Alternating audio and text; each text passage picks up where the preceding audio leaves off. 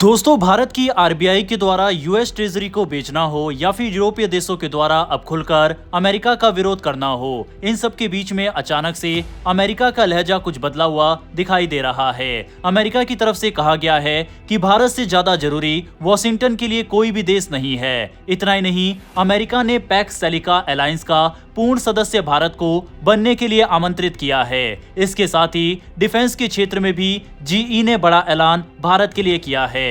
तो जानते हैं आखिर अमेरिका के लहजे में ये बदलाव क्यों आया। तो चलिए शुरू करते हैं इस वीडियो को। और हाँ, अगर आपको वर्ल्ड अफेयर्स और फॉरेन पॉलिसी से जुड़ी वीडियोस देखना पसंद है तो नीचे दिए गए सब्सक्राइब बटन को प्रेस कर बेल आइकन को दबा ले, जिससे हमारी डेली ऐसी वीडियो आप तक सबसे पहले पहुंच सके। तो चलिए शुरू करते हैं इस वीडियो को। दरअसल आज सर्जियो गौर ने भारत में नए अमेरिकी राजदूत नामित और दक्षिण व मध्य एशिया के विशेष दूत के रूप में औपचारिक रूप से जिम्मेदारी संभाल ली। ये कार्यक्रम नई दिल्ली स्थित अमेरिकी दूतावास में हुआ। समारोह के दौरान एक बात जिसने सबका ध्यान खींचा वह थी उनकी अनोखी एंट्री और उसके बाद दिया गया उनका बयान। जब सर्जियो गौर मंच की ओर बढ़े तब बैकग्राउंड में 1966 का मशहूर गाना hold on I am coming बज रहा था। जिम्मेदारी संभालने के बाद अपने पहले भाषण में सर्जियो गौर ने डोनाल्ड ट्रंप और प्रधानमंत्री नरेंद्र मोदी के रिश्तों पर खुलकर बात की। उन्होंने कहा कि दोनों नेताओं की दोस्ती सच्ची और मजबूत है। गौर ने बताया कि वह राष्ट्रपति ट्रंप के साथ दुनिया के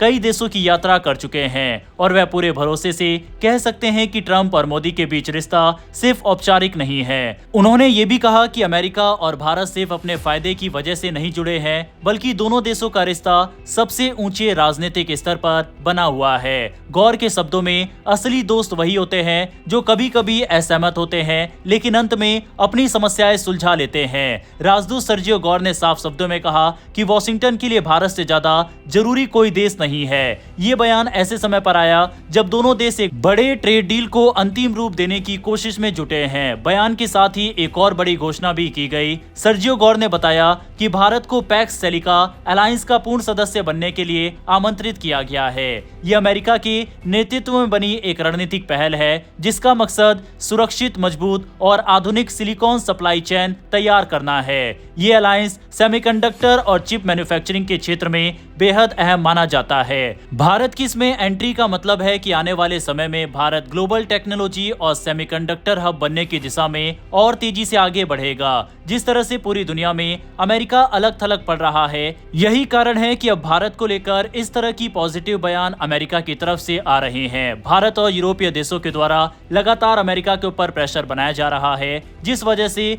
थोड़ा सॉफ्ट स्टांस अमेरिका के द्वारा लिया जा रहा है। हालांकि इससे हमें खुश होने की जरूरत नहीं है। जब से ट्रंप राष्ट्रपति बने हैं तब से कभी अमेरिका से अच्छे बयान आते हैं तो कभी भारत के खिलाफ बयानबाजी होती है। दूसरी ओर अमेरिका से एक और पॉजिटिव खबर सामने आई है। दरअसल जनरल इलेक्ट्रिक एरोस्पेस ने भारत को F404IN20 इंजन की सप्लाई को लेकर बड़ा भरोसा दिया है। रिपोर्ट्स के मुताबिक वित्त वर्ष 2026-27 यानी अप्रैल 2026 से मार्च 2027 के बीच जीई भारत को 20 F404IN20 इंजन देने जा रही है। ये इंजन HAL यानी हिंदुस्तान एरोनॉटिक्स लिमिटेड को तेजस मार्क 1A फाइटर जेट के उत्पादन को तेज करने में मदद करेंगे। भारतीय वायुसेना को अपने पुराने फाइटर विमानों की जगह तेजस मार्क 1A को तेजी से शामिल करना है और इसमें इंजन सप्लाई सबसे बड़ी कड़ी थी। F404IN20 इंजन कोई साधारण इंजन नहीं है, ये जीई का अपग्रेडेड वर्जन है जो आफ्टर बर्नर के साथ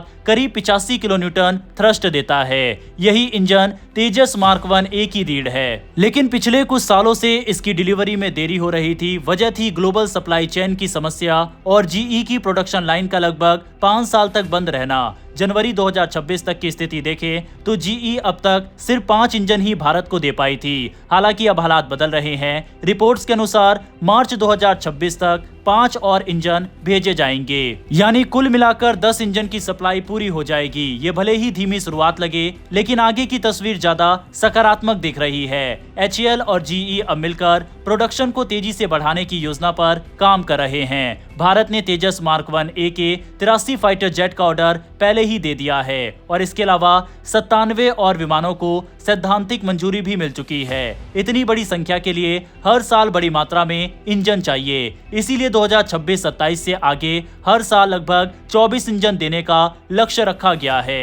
इससे HAL को हर साल 26 से 30 तेजस मार्क 1A बनाने में मदद मिलेगी। इसका सीधा फायदा भारतीय वायुसेना को होगा, क्योंकि इससे स्क्वाड्रन की कमी धीरे धीरे पूरी की जा सकेगी। इंजन सप्लाई का ये स्थिर होना सिर्फ तेजस के लिए नहीं बल्कि भारत अमेरिका रक्षा संबंधों के लिए भी एक मजबूत संकेत है। GE की प्रोडक्शन लाइन अब दोबारा पूरी रफ्तार पकड़ रही है और आगे चलकर F414 इंजन की को प्रोडक्शन डील का रास्ता भी साफ होता दिख रहा है, जो तेजस मार्क 2 प्रोग्राम के लिए जरूरी है। वैसे दोस्तों, आपके हिसाब से जिस तरह से ट्रंप ने हरकतें की है, ऐसे में क्या भारत को अमेरिका के ऊपर भरोसा करना चाहिए, साथ ही अमेरिका के इस पैक्स सिलिका अलायंस का पूर्ण सदस्य बनना चाहिए या फिर नहीं? इस पर अपनी राय कमेंट बॉक्स में लिखकर बताइएगा। फिर मिलेंगे ऐसी एक नई वीडियो के साथ। धन्यवाद। जय हिंद, जय भारत।